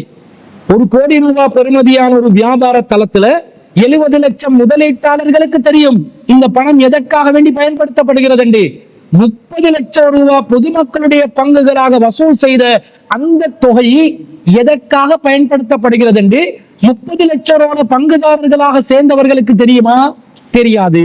அப்ப ஷேரை வாங்கினவனுக்கு தன்னுடைய ஷேர் மேலோட்டமாக கம்பெனியிட அந்த அடிப்படையான வியாபார பொருளை வச்சுதான் இவன் இன்வெஸ்ட் பண்றான், அந்த பங்குகளை வாங்குறான். ஆனா உண்மையில் எதற்காக பயன்படுத்தப்படுகிறது என்பதை அறிந்து கொள்ளும் உரிமை அந்த ஷேர் ஹோல்டருக்கு கிடையாது. ஷேர் ஹோல்டரா இருந்தா நானும் அந்த கம்பெனியில ஒரு உரிமையாளரா இல்லையா? நான் ஒரு உரிமையாளராக இருந்தா என்னுடைய உரிமை பிரகாரம் அந்த கம்பெனியில நிறுவனத்துல என்னென்ன செயற்பாடுகள் நடக்கிறது, எவ்வளவு உண்மையான லாபம் கிடைக்கிறது, அதில என்னுடைய பங்கு எவ்வளவு என்ற அனைத்து தகவல்களும் புள்ளி விவரங்களோட கள ஆய்வு செய்யக்கூடிய அதிகாரத்தோட அறிந்து கொள்ளும் உரிமை நான் படைத்தவனா இல்லையா? அந்த உரிமை எனக்கு இருக்கிறது. ஆனா கொடுப்பார்களா? கொடுக்க மாட்டார்கள். அப்ப என்ன பங்குதாரராக சேர்த்து கொண்டது ஒரு போலியான விஷயம், அது ஒரு மாயை, அது ஒரு தோற்றம், அது ஒரு இல்லாத ஒரு காரியத்துல நம்மளை பலவந்தமாக ஈடுபடுத்தி பொருளாதார ஆசையை காட்டி நாங்களும் உரிமையாளர்கள் என்று சொல்லி எங்களுக்கும் லாபம் தருவதாக சொல்லி நம்மளை பலவந்தமாக ஒரு சந்தைக்குள்ளே இழுத்து நம்மளை அவர்கள் செய்யக்கூடிய அநியாயங்களுக்கு கூட என்ன அநியாயம் செய்கிறார் என்பதை தெரியாத நிலையில் அதற்கு நாங்கள் கட்டுப்படக்கூடிய ஒரு நிலைக்கு நம்மளை நிர்பந்திக்கிறாங்க. அப்ப இந்த மாதிரி நம்முடைய காசு எதுக்காக பயன்படுத்தப்படுகிறது என்பதை தெரியாத நிலையில் எப்படி நான் ஒரு பொருளாதார விஷயத்திலே நான் ஈடுபடுவது, எப்படி நான் ஒரு முதலீட்டிலே நான் பங்கு பெறுவது என்பதை சிந்தித்து பார்த்தாலும் இந்த பங்கு சந்தை என்பதுல ஒரு ஏமாற்றம் நடக்கிறது என்பது மீண்டும் ஒரு முறை உறுதியாகிவிடும். எனவே இந்த அடிப்படையில் பார்த்தாலும் பங்கு சந்தையில நாங்க பங்கு பெறுவது நம்முடைய ஈமானுக்கு ஆபத்தானது. உண்மையிலே அது மோசடியான ஒரு வியாபாரம். இல்லாத ஒரு பெருமதியை கற்பனையாக, செயற்கையாக, ஆர்டிபிஷியலாக அவர்கள் ஏற்படுத்துகிறார்கள். அதே நேரத்துல அந்த லாபம் கூட எனக்கு கிடைக்கக்கூடிய லாபம் என்னுடைய பங்குக்கு கிடைச்சிச்சா இல்லையா என்பதை ஆய்வு செய்யக்கூடிய ஒரு நிலை இல்லாமல் இருக்கிறது. என்னுடைய காசு அந்த நிறுவனத்தில எந்த ஒரு துறையில் பயன்படுத்தப்பட்டது என்பதை கூட அறியும் வாய்ப்பு இல்லாத ஒரு சூழ்நிலையில் இந்த மாதிரி ஒட்டுமொத்தமாக ஒரு மாய உலகத்துக்குள்ளே நம்மை சிக்க வைக்கக்கூடிய இத்தகைய வியாபாரத்தில் இஸ்லாம் ஒருபோதும் நம்மை ஈடுபடுத்திக் கொள்ளுமாறு நமக்கு அனுமதி அளிக்காது என்பதை நாம் தெளிவாக விளங்குவதனால இந்த பங்கு சந்தையில பங்குகளை வாங்குவதும் பங்குகளை விற்பதும் நாங்கள் முற்றிலும் முழுதாக தவிர்த்து கொள்ள வேண்டும் என்பதுதான் இஸ்லாத்தின் தீர்வாக அந்த கேள்வி கேட்ட சகோதரிக்கு நாம் பதிலாக சொல்கிறோம். மேலும் அவங்க சொல்றாங்க, என்ன கேட்கிறாங்க, பங்குதாரர்களாக இருக்கக்கூடிய புரோக்கரோட பேசலாமாண்டு. அப்ப இந்த பங்கு சந்தை கூடாதுன்னு அவங்களோட பேச வேண்டிய அவசியம் வராது. அனுமதிக்கப்பட்ட ஒரு வியாபாரமா இருந்தா அது பேசக்கூடிய நிலையில் ஆணாக இருந்தா ஆணோட கூட ஒரு பெண்ணுக்கு பேசலாம். அனுமதிக்கப்பட்ட ஒரு ஹலாலான ஒரு கடைக்கு போறோம், ஒரு புடவைய வாங்குறோம், ஒரு மெட்டீரியலை வாங்குறோம், ஒரு ஆண் தான் வியாபாரத்துல இருக்கிறார். அந்த நேரத்துல நாங்க அந்த ஆணோட பேசினா அது தவறு கிடையாது. தேவையானதை கட் அண்ட் ரைட்டா தேவையான முறையில குலைவு இல்லாமல், நெளிவு இல்லாமல், அசிங்கம் இல்லாமல், ஆபாசம் இல்லாமல் நாங்கள் பேசினால் அனுமதிக்கப்பட்ட வியாபாரங்கள்ல தாராளமாக தேவைக்கு ஒரு அந்நிய ஆணோடு பேசுவது நமக்கு அனுமதிக்கப்பட்ட காரியம் என்பதனால அதுல நமக்கு தாராளமாக ஒரு அனுமதிக்கப்பட்ட வியாபாரங்கள்ல அந்நிய ஆண்களோட கூட தேவைக்கு பேசலாம். அதே நேரத்துல பங்குதாரர்கள்ட்ட அந்த பட்டியலை ஹலால் ஹராம் சான்றிதழ் கொடுக்கப்பட்டு ஏதாவது ஒரு ஏற்பாடு இந்த இலங்கையில இருக்குதான்னு கேட்கிறாங்க. சாப்பாட்டுக்கு ஹலால் ஹராத்தை கொடுக்க போயிட்டு நம்ம டாக்கள் செஞ்ச வேலையில சிமெண்ட் பேக்கெட்டுக்கு தும்பு தடிகளுக்கெல்லாம் ஹலால் ஹராம் கொடுக்கறதுக்கு எல்லாம் முயற்சி செஞ்சு பல பிரச்சனைகள் பித்தனாக்கள் நம் சமூகத்தில் ஏற்பட்டிருந்த வரலாற்றை நாங்கள் கடந்த காலங்களில் பார்த்திருக்கிறோம்.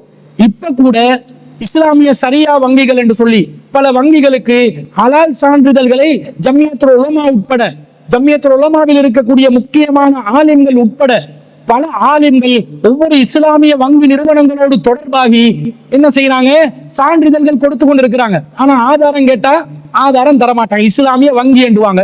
அந்த இஸ்லாமிய வங்கிக்கு உங்களுக்கு யாரு பத்துவா தந்துட்டு கேட்டா உலமா சபை தண்டேன்னு சொல்லுவாங்க. உலமா சபை கிட்ட போயிட்டு கேட்டா நீங்க பத்துவா கொடுத்தீங்களான்னு கேட்டா நாங்க கொடுக்கலன்னுவாங்க. ஆனா அந்த இஸ்லாமிய வங்கி, இஸ்லாமிய முதலீட்டு நிறுவனம் என்ன செய்வாங்க, அவங்களோட வெப்சைட்ல ஒரு ஓரத்துல சைட்ல யாரு வந்து தனக்கு பத்துவா கொடுத்ததுன்றத பேரை போட்டு வைப்பாங்க. யாருக்கும் விளங்காத மாதிரி அப்படியே ஒரு எறும்பு கடந்து போற மாதிரி எழுத்துல அவங்களோட பேரை போட்டு வச்சிருப்பாங்க. அப்ப யாரு சான்றிதழ் கொடுக்குறா, யாரு பத்துவா கொடுக்குறா, எந்த குர்ஆன் வசனத்தின் அடிப்படையில் பத்துவா கொடுக்கப்பட்டது, அதற்கான ஆதாரம் என்ன என்பதை தேடி பார்த்தால் எந்த ஒரு டாக்குமெண்ட்டும் கிடையாது. ஆனா பத்துவா கொடுத்திருக்கிறாங்க. இன்னும் சொல்ல போனால் இன்றைய இலங்கையில் இஸ்லாமிய ஷரியா வங்கிகள் என்ற பெயர்ல இயங்குற எல்லா வங்கிகளும் முற்றிலும் முழுதாக இஸ்லாத்தின் அடிப்படைக்கு மாற்றமான பொருளாதாரத்தில் இருக்கிறார்கள். சவால் விடுகிறோம், எந்த நிறுவனமா இருந்தாலும் சரி நம்மளோட இது குறித்து பேச வருவார்கள் என்று சொன்னால் நாம் பேசுவதற்கும் தயாரா இருக்கிறோம். பல தடவை சவால் விட்டு இருக்கிறோம், யாரும் வாராங்கல்ல. இந்த நிலையில தான் இஸ்லாமிய வங்கிகள் இருக்குது. அப்போ பத்துவா கொடுக்கப்பட்ட நிலையில் இருக்கக்கூடிய இஸ்லாமிய சரியா வங்கிகளுடைய நிலையே இந்த நிலையில் இருக்கும் பொழுது இவங்க பங்கு சந்தைக்கு சர்டிபிகேட் கொடுக்க போனாங்கன்னு வைங்க, எந்த பங்குக்கு எப்படி சர்டிபிகேட் கொடுத்தாங்க நம்பி எதிர்பார்க்கலாமா? இவங்களோட சர்டிபிகேட்ல சான்றிதழ்ல நம்பிக்கை வைக்கலாமான்னு கேட்டா கண்டிப்பாக நம்பிக்கை வைக்கக்கூடிய நிலை இல்லை என்பதையும் இந்த சகோதரிக்கு மேலதிகமான விளக்கமாக நாங்கள் பதிவு செய்து கொள்கிறோம். இன்னும் ஒரு சகோதரி ரிசானா கத்தார்ல இருந்து கேட்டிருக்கிறாங்க, தூங்காமல் தொழுவும் தஹஜ்ஜத் தொழுகை ஏற்றுக்கொள்ளப்படுமா என்று கேள்வி கேட்டிருக்கிறாங்க.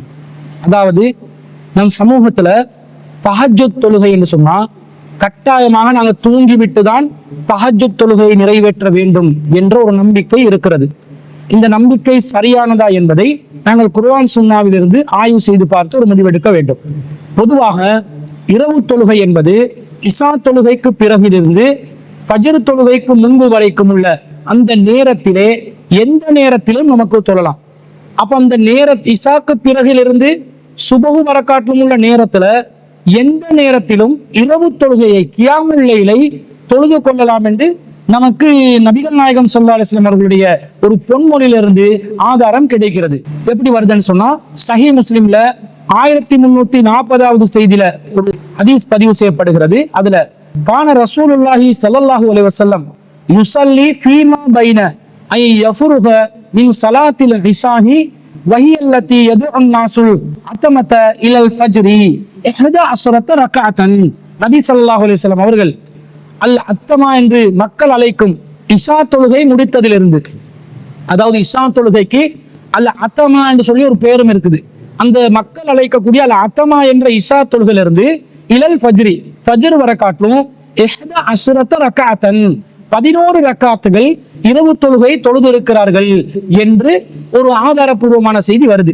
அப்ப இரவு தொழுகை என்பது இஷாக்கு பின்னிலிருந்து சுபவுக்கு முன்பு வரை காட்டிலும் இரவுல 3 நிலைகள் இருக்கிறது. முன்னிரவு, நடு இரவு, பிற்பகுதியில் உள்ள இறுதி இரவு. அந்த இரவுட 3 பகுதிகளான எந்த இரவிலும் இரவு தொழுகையை தொழலாம். ஒட்டு மொத்தமா எத்தனை ரக்காத்து தொழணும் என்றா 11 ரக்காத்துகள். இது ரமலான் மாதத்திலையும் சரி, ரமலான் அல்லாத மாதங்கள்லையும் சரி, இந்த 11 ரக்காத்து தான் இரவு தொழுகையிட அடிப்படையான சுண்ணாவான எண்ணிக்கையாக இருக்கிறது. ஒரு சில அறிவிப்புகள் மட்டும் 13 ரக்காத்துன்னு வருது. அப்ப இந்த தொழுகைய நாங்க இரவுல எந்த நேரத்திலும் தொழலாம் என்று சொன்னா, இரவுல பின்பகுதியில தொழுதா தஹஜ்ஜுத் என்று பேரு. இவ்வளவுதான் வித்தியாசம். அந்த இரவுல பின்பகுதியில நாங்க தொழுகிற தஹஜ்ஜுத் தொழுகை என்பதனால, பொதுவா இரவுல பிற்பகுதியில நாங்கள் தொழுகும் போது தூங்கிட்டு எழும்பிதானே தொழுவோம்.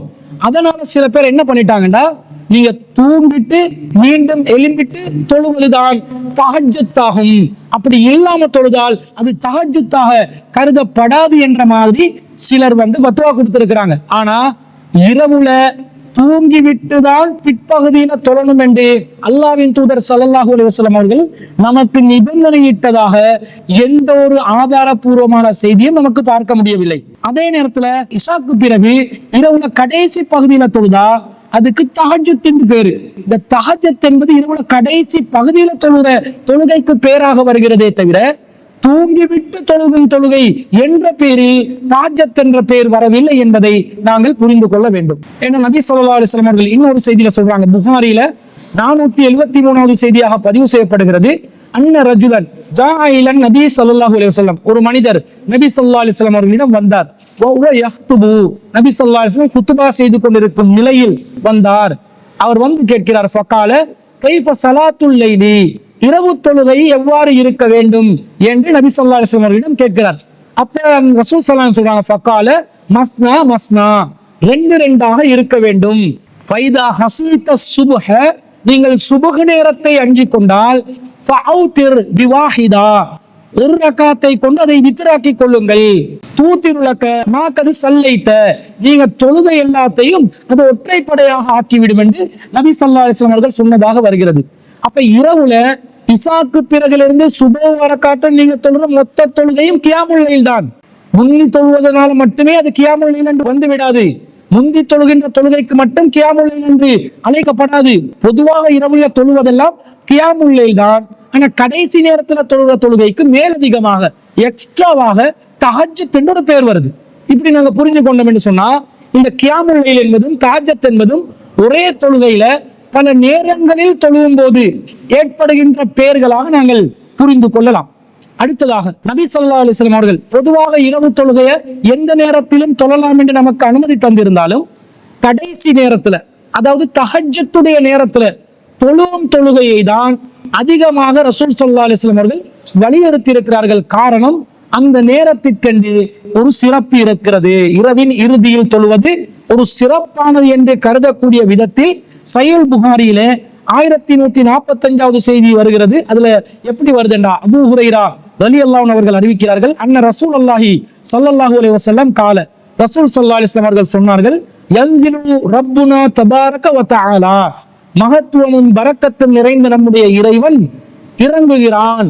குல்ல லைலத்தின் இல ஸமாஇத் துன்யா, ஒவ்வொரு இரவிலும் வானத்தில் அடிவானத்திற்கு இறங்குகிறான்.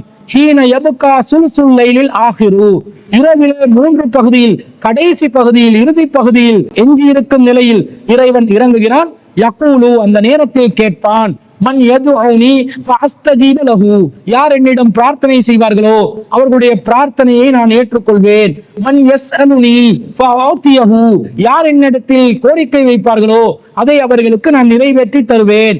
மன் யஸ்தக்ஃபிருனி ஃபஅக்ஃபிர் லஹு, யார் என்னிடம் பாவ மன்னிப்பு கேட்பார்களோ அவர்களுக்கு நான் பாவ மன்னிப்பு வழங்குவேன் என்று அல்லாஹ் கேட்பதாக வருகிறது.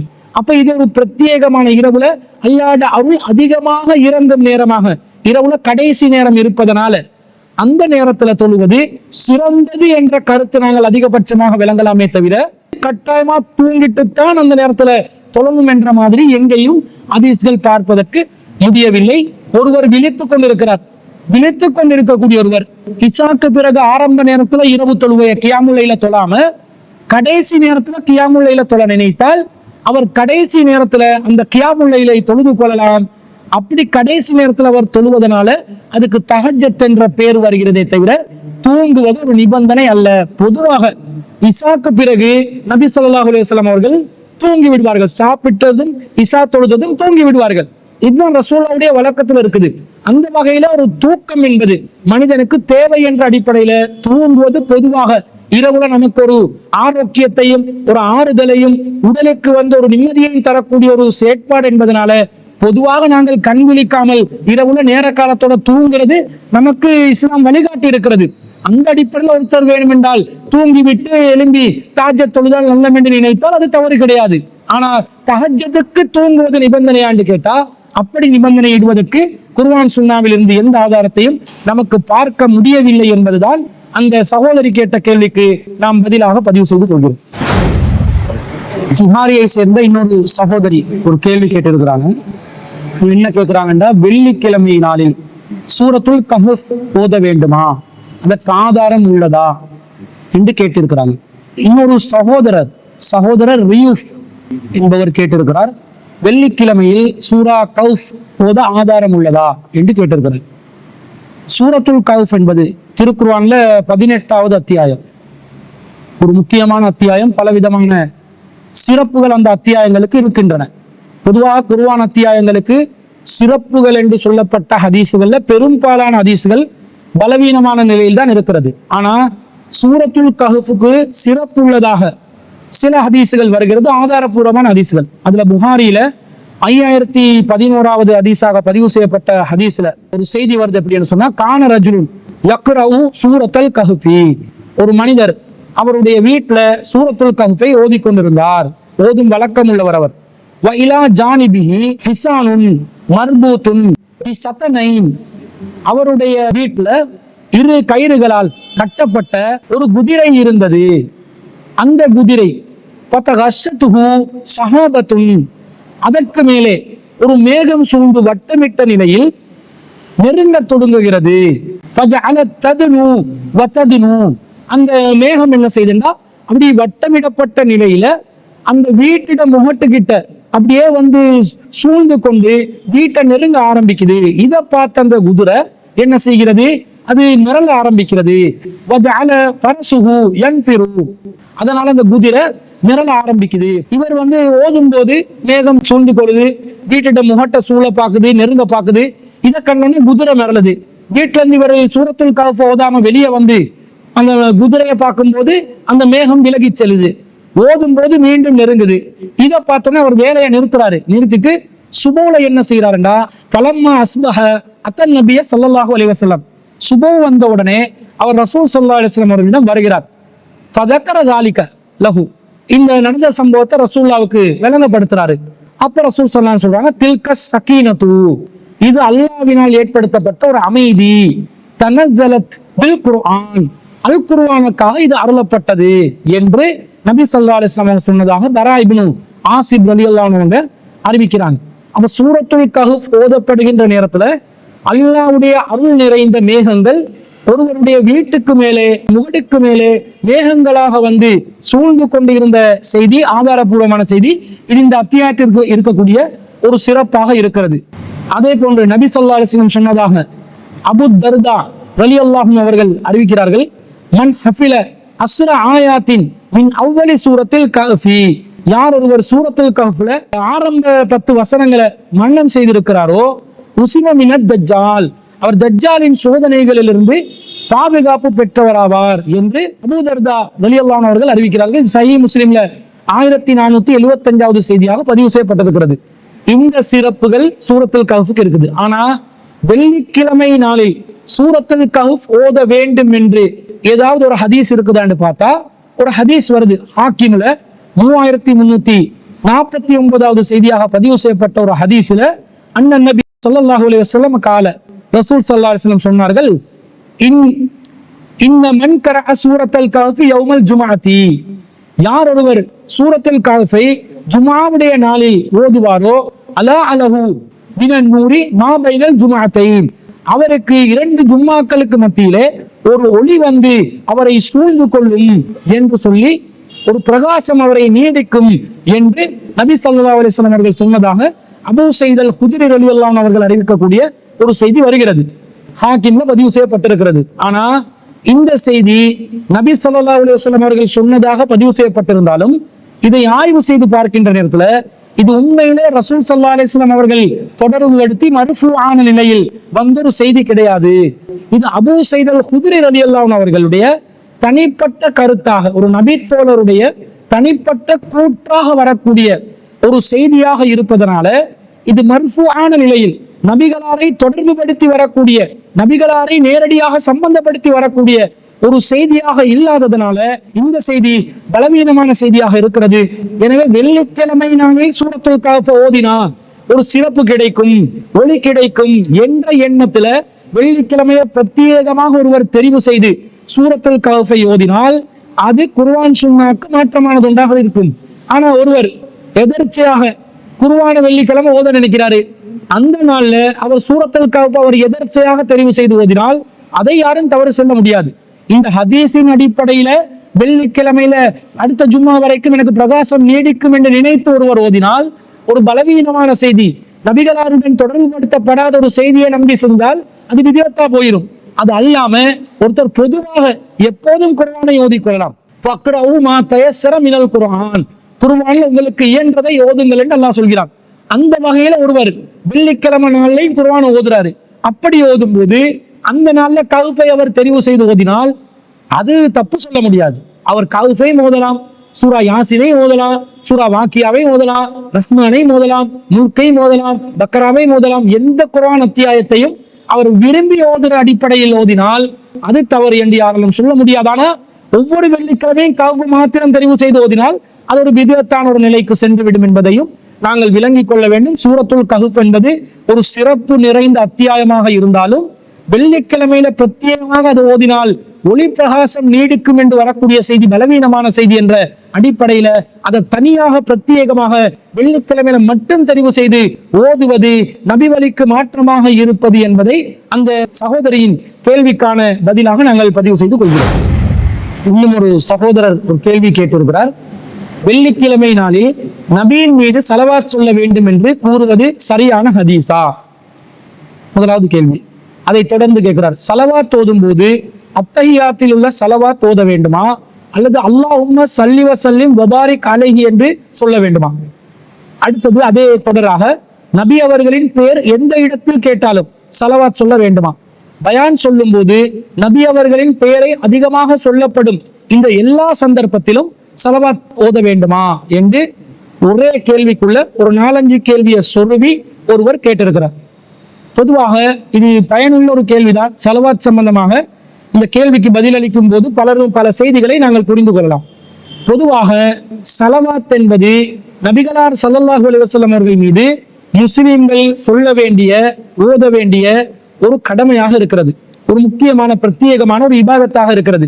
திருக்குர்ஆன்ல அல்லாஹ் தஆலா 33வது அத்தியாயத்தில் 56வது வசனத்துல இன்னல்லாஹ வ மலாயிகத்தஹு யுஸல்லூன அலன் நபி, அல்லாஹ் இந்த நபிக்கு அருள் புரிகிறான், வானவர்கள் இந்த நபிக்கு அல்லாஹ்வின் அருளை வேண்டுகிறார்கள். யா அய்யுஹல்லதீன ஆமனு, நம்பிக்கை கொண்டவர்களே, ஸல்லு அலைஹி, நீங்களும் இந்த நபிக்கு அல்லாஹ்விடத்தில் அருளை வேண்டுங்கள், வஸல்லிமு தஸ்லீமா, அவருக்கு சலாமும் கூறுங்கள் என்று அல்லாஹ் சொல்கிறார். அப்ப இது ஒரு அல்லாஹ்வுடைய கட்டளை. நபிகளார் மீது ஸலவாத் சொல்வதும் சலாம் சொல்வதும் அல்லாஹ் மூமின்களுக்கு விதித்த ஒரு கட்டளையாக இருக்கிறது. இந்த கட்டளையை நாங்க எப்படி செயல்படுத்தணும் என்பதை நபி ஸல்லல்லாஹு அலைஹி வஸல்லம் அவர்களிடம் சஹாபாக்கள் வந்து கேட்கிறாங்க. இது புகாரில 3370வது செய்தியாக பதிவு செய்யப்பட்ட ஒரு செய்தியில காப் இப்னு ஹுஜ்ரா ரலியல்லாஹு அன்ஹு அவர்கள் சொல்றாங்க, நபி ஸல்லல்லாஹு அலைஹி வஸல்லம் அவர்களிடம் இருந்து நான் செவியுற்ற ஒரு அன்பளிப்பை உங்களுக்கு நான் அறிவிக்கட்டுமா என்று சொல்லி அப்துர் ரஹ்மான் இப்னு அபீ லைலா அவர்களிடம் கேட்கிறார்.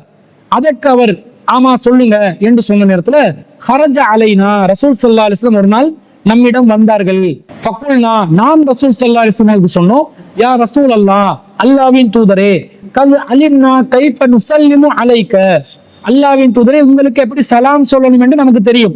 என்ற அத்தஹியாத்துல சலாம் வரும், அத்தஹியாத்து லில்லாஹி வஸ்ஸலாத்து வத்தய்யிபாத்து அஸ்ஸலாமு அலைக அய்யுவன் நபியு வரஹ்மத்துல்லாஹி வபரகாத்துஹு. இது சலாம் தஹியத். அத்தஹியாத்துல வரக்கூடிய சலாத்தை சஹாபாக்கள் அறிஞ்சு வச்சிருந்தாங்க. அதனால சொல்றாங்க, கது அலிம்னா கைஃப நுஸல்லிமு அலைக, உங்களுக்கு எப்படி சலாம் சொல்லணும் என்றது நமக்கு தெரியும்.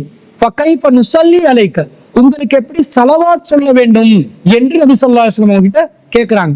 அப்ப ரசூலுல்லாஹ் சொல்றாங்க, ஃபகூலு நீங்கள் சொல்லுங்கள், அல்லாஹும்ம ஸல்லி அலா முஹம்மதின் வ அலா ஆலி முஹம்மதின் கமா ஸல்லைத அலா இப்ராஹீம வ அலா ஆலி இப்ராஹீம இன்னக ஹமீதும் மஜீத்.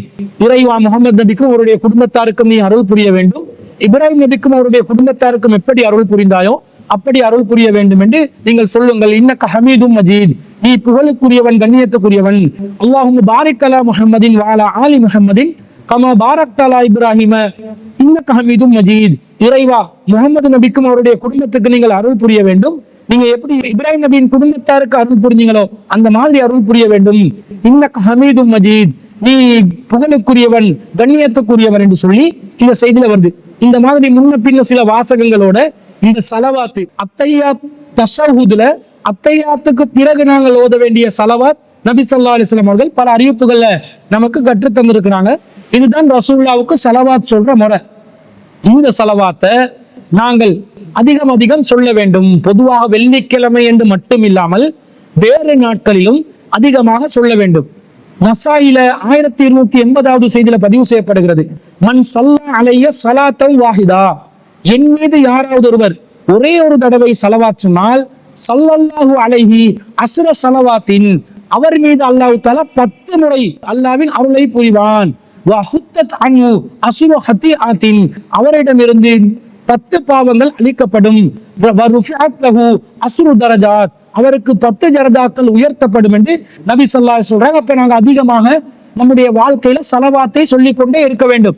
வெள்ளிக்கிழமை மட்டுமென்றும் இல்லாம எல்லா நேரத்திலையும் ரசூலுல்லாஹ் மீது நாங்க எந்த அளவுக்கு ஸலவாத் சொல்றோமோ அந்த அளவுக்கு நம்முடைய பாவங்கள் அழிக்கப்பட்டு நன்மைகள் தரஜாக்கள் உயர்த்தப்பட்டு நமக்கு அல்லாஹ் தஆலாவுடைய அருள் 10 மடங்கு கிடைத்து கொண்டு இருக்கும் என்றதை நாங்க பார்க்கிறோம். அதே நேரத்துல வெள்ளிக்கிழமை நாளாக இருந்தா அதுக்கு ஒரு முக்கியத்துவம் இருப்பதை நபி ஸல்லல்லாஹு அலைஹி வஸல்லம் அவர்கள் சொல்லி இருக்கிறார்கள். அபூ தாவூதுல 883வது செய்தியாக வரக்கூடிய ஹதீஸ்ல ஹவுஸ் பின் ஹவுஸ் ரலியல்லாஹு அன்ஹு அவர்கள் அறிவிக்கிறார்கள், கால ரசூலுல்லாஹி ஸல்லல்லாஹு அலைஹி வஸல்லம், ரசூல் ஸல்லல்லாஹு அலைஹி வஸல்லம் சொன்னாங்க, இன்ன மின் அஃலலி ஐயாமிக்கும் யௌமல் ஜும்அத்தி, உங்களுடைய நாட்கள்ல சிறந்த நாள் ஜும்ஆவுடைய நாளாகும். ஃபீஹி குலிக ஆதம், அதிலே தான் ஆதம் அலைஹிஸ்ஸலாம் அவர்கள் படைக்கப்பட்டார்கள். வஃபீஹி குபில, அதிலே தான் அவர் கைப்பற்றப்பட்டார். வஃபீஹின் நஃப்ஹத்து, அதிலே தான் சூர் ஊதுதல் நிலை பெறும். வஃபீஹி ஸஅகத்து, அந்த நாளிலே தான் மக்கள் மூர்ச்சையாகுதலும் நிகழும். ஃபஅக்ஸிரு அலைஹ மினஸ் ஸலாத்தி ஃபீஹி, எனவே அந்த நாளில் என் மீது நீங்கள் அதிகமாக ஸலவாத் சொல்லுங்கள் என்று ரசூலுல்லாஹ் சொல்லிட்டு ஃபஇன்ன ஸலாத்தக்கும் மஅரூலத்துன் அலைய, உங்களுடைய ஸலவாத் எனக்கு எடுத்து காட்டப்படும் என்று நபி ஸல்லல்லாஹு அலைஹி சொல்றாங்க.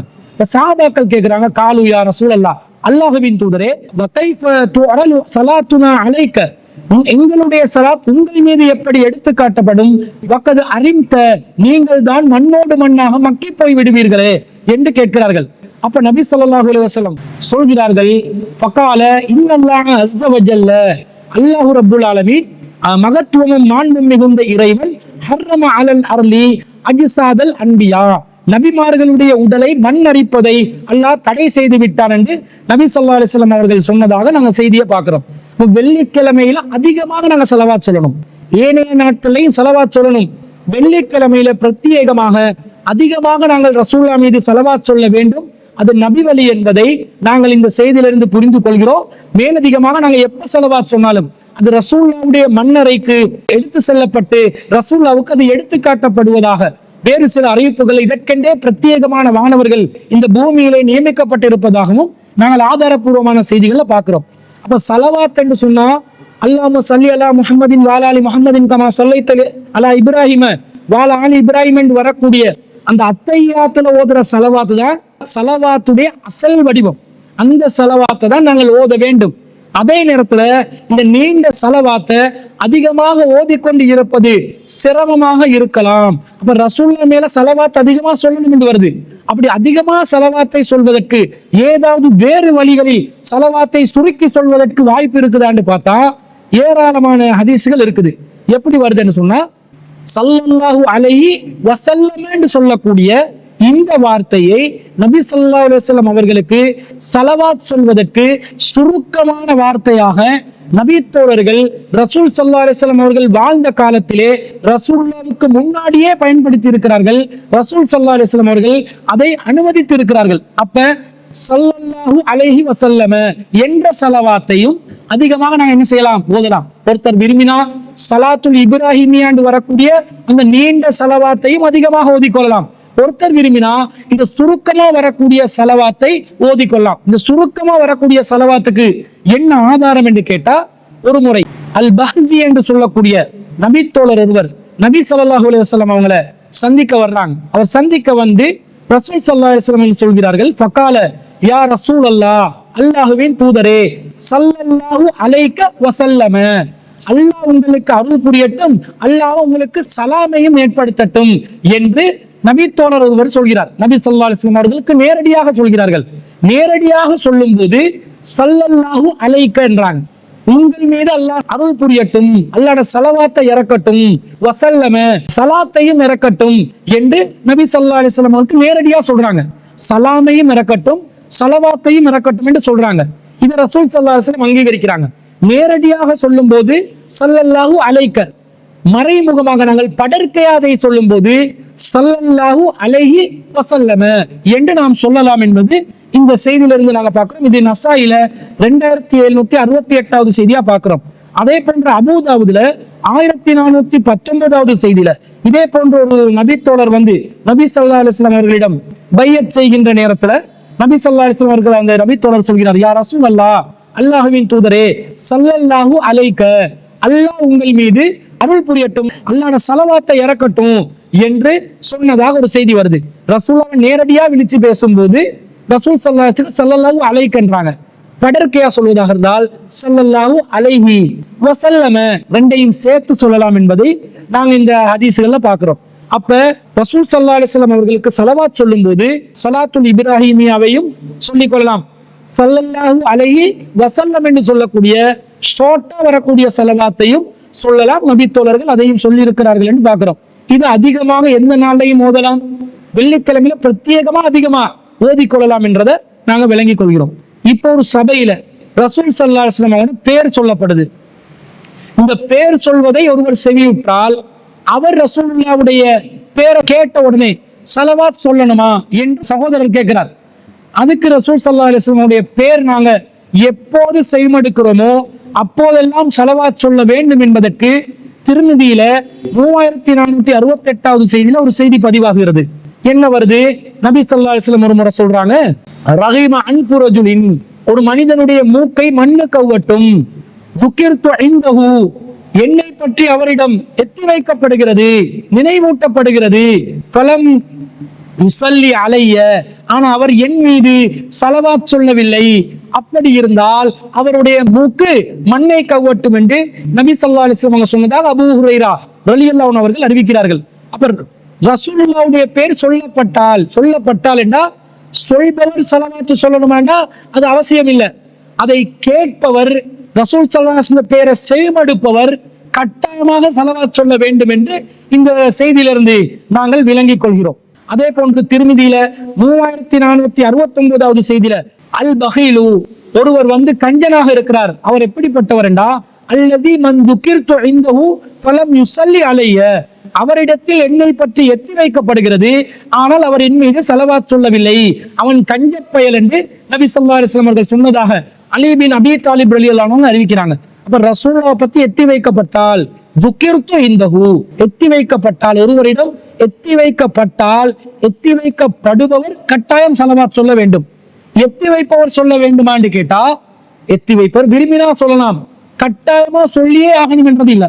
ஏனென்றால் சில நேரங்கள்ல சஹாபாக்கள் ரசூலுல்லாஹ்வுடைய பேரை சொல்லும் போது ஸலவாத் சொல்லியும் சொல்லி இருக்கிறாங்க, ஸலவாத் சொல்லாமலும் சொல்லி இருக்கிறாங்க. அப்ப அது ரெண்டு நிலையில உள்ளது. சொல்லியும் சொல்லலாம், முஹம்மத் ஸல்லல்லாஹு அலைஹி வஸல்லம் அவர்கள் கூறியிருக்கிறார்கள் என்றும் சொல்லலாம், முஹம்மது அவர்கள் கூறியிருக்கிறார்கள் என்றும் சொல்லலாம். முஹம்மது ஸல்லல்லாஹு அலைஹி வஸல்லம் அவர்கள் கூறியிருக்கிறார்கள் என்று முஹம்மது ஸல்லல்லாஹு அலைஹி வஸல்லம் பேர் வரும்போது ஸல்லல்லாஹு அலைஹி வஸல்லம் என்பதை சேர்த்துதான் சொல்லணும் என்றது இந்த ஹதீஸ் சொல்லல. இந்த ஹதீஸ்ல ரசூலோட பேர் வேறொருத்தர் சொல்றாரு, கேட்டவர்கள் கட்டாயம் ஸலவாத் சொல்லணும் என்று வருது.